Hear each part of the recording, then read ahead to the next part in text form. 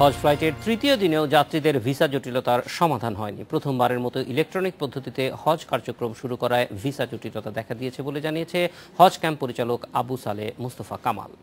মঙ্গলবার সকাল থেকেই হজ এজেন্সিগুলোর পরিচালকরা হাজিদের পাসপোর্ট না পাওয়ার অভিযোগ করে। তবে আগের দিন যারা যেতে পারেনি তাদের এদিন বেশ কয়েক দফা সৌদি পাঠানো হয়েছে বলে জানিয়েছে ক্যাম্প কর্তৃপক্ষ। এদিকে দিনে প্রায় 10,000 ভিসা ইস্যু করার পরিকল্পনার কথা জানিয়েছে ঢাকার সৌদি দূতাবাস।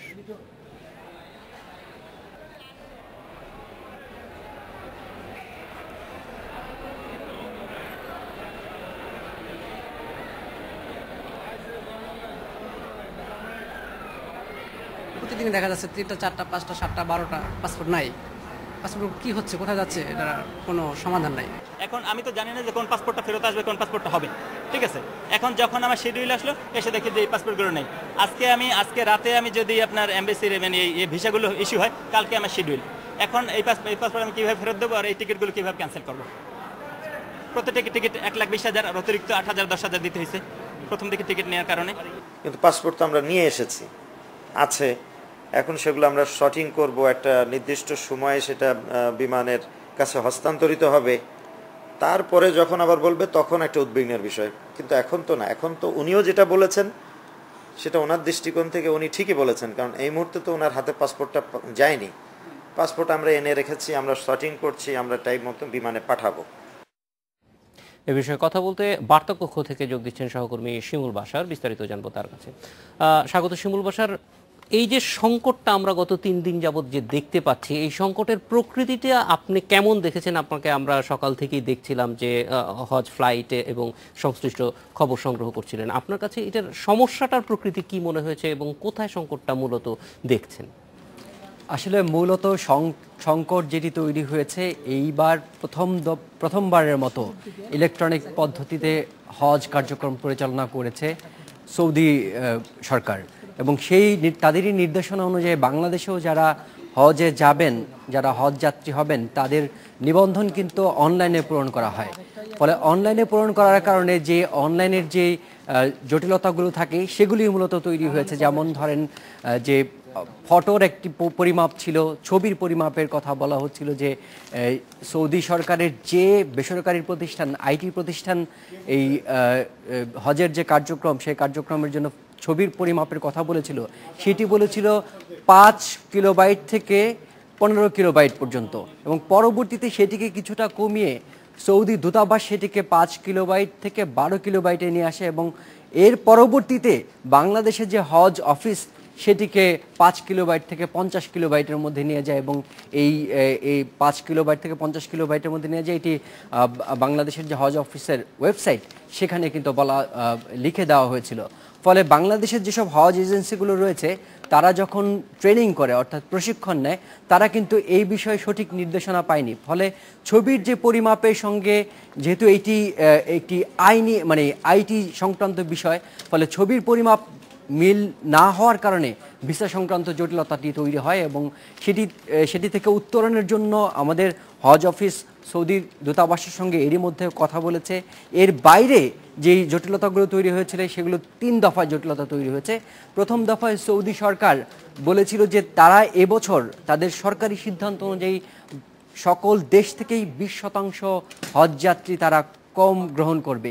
সেই নির্দেশনা অনুযায়ী সৌদি সরকার বলেছিল যে গত 5 বছরে যারা একবার হজে গিয়েছেন, সৌদিতে গিয়েছেন হজ করতে, তাদেরকে এ দফায় নেওয়া হবে না। ফলে প্রায় 30,000 হজ যাত্রী যারা মুআল্লিম ফি জমা দিয়েছিল, কিন্তু এবছর তারা হজের সুযোগ পাননি।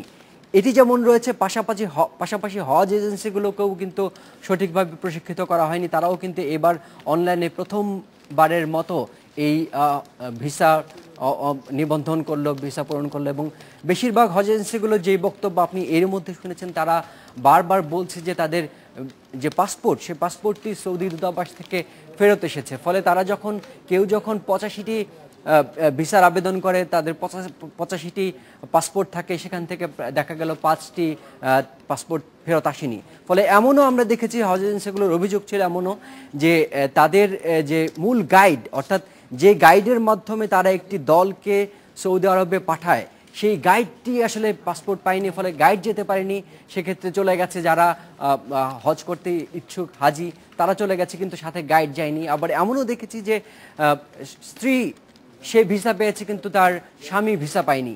তার কারণ ওই একটি যে যেহেতু অনলাইনে নিবন্ধনগুলো পূরণ করা হয়েছে এবং চারদিক থেকে যখন একসঙ্গে অসংখ্য কম্পিউটার থেকে এই নিবন্ধনে ফর্মটি পূরণ করা হয়, তখন কিন্তু কোনটি কার হাজব্যান্ড, কে তার স্ত্রী, এটি কিন্তু এই কম্পিউটারের যন্ত্রের পক্ষে আলাদা করে শনাক্ত করা সম্ভব হয়নি। এই বিষয়টি আমরা যে হজ ক্যাম্পের পরিচালক তার সঙ্গে আমরা কথা বলেছিলাম, তিনি আমাদেরকে দুটি ব্যাখ্যার কথা বলেছে, যদিও আমাদের মনে হয়েছে যে তার যে ব্যাখ্যাটি সেটি প্রায় মানে তার আনুমানিক ব্যাখ্যা, তারপরও তার ব্যাখ্যাটির যুক্তি রয়েছে আমাদের মনে হয়েছে। তিনি বলেছিলেন যে ক্লাস্টার পদ্ধতিতে যেমন যখন নিবন্ধন পূরণ করা হয়, ফর্ম পূরণ করা হয়, তখন হাজব্যান্ড এবং স্ত্রী এটি যেমন আলাদা করা যায়নি, তেমনি সৌদি কর্তৃপক্ষ চেয়েছিল যে যারা স্ত্রী তাদের পর্দার একটি বিষয় রয়েছে, ফলে তাদেরকে আলাদা করে এবং পুরুষদেরকে আলাদা করে ফেলা, ফলে এই ধরনের জটিলতা সেই হজ ক্যাম্পে যেমন তৈরি হয়েছে গত 3 দিন ধরে আমরা দেখছি।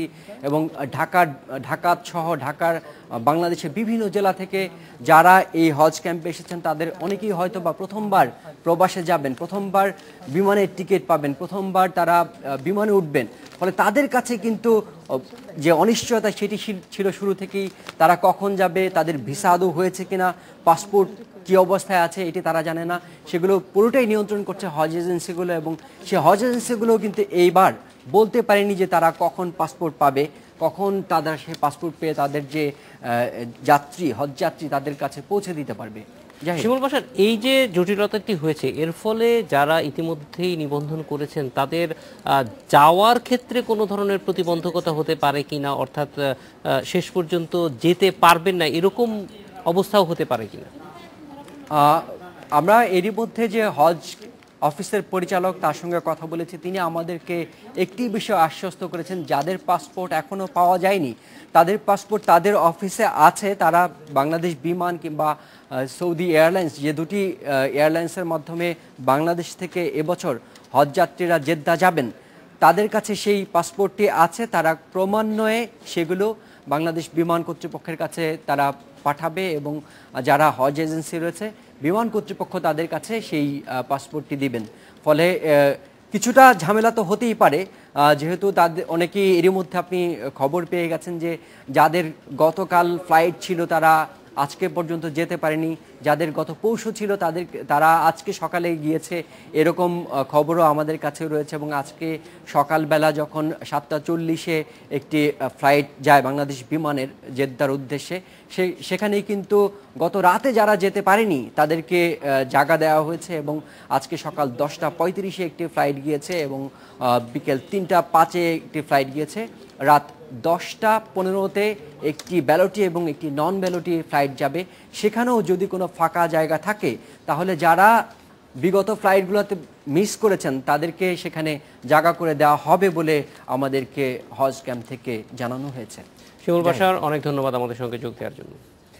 এডিটর স্পিকে নিচ্ছি বিরতি।